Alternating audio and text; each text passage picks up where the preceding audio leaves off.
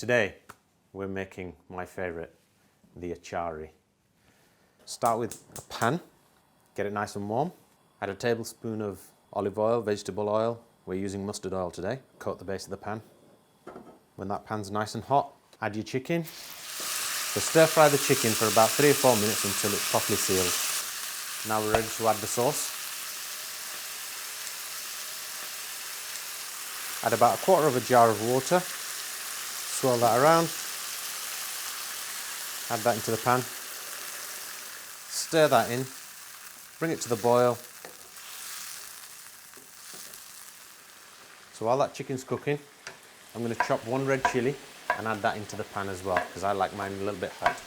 So while the chicken's cooking, add the lid, lower the heat and let it simmer for about 3 or 4 minutes. That chicken's cooked. That sauce is a little bit runny for my liking, so I'm going to let that simmer through for about 2 or 3 minutes with the lid off now. Just turn the heat up a little bit, just to reduce that sauce down. I'm going to get some coriander, chop it finely. So it's best served immediately when it's piping hot. Garnish that with the chopped coriander.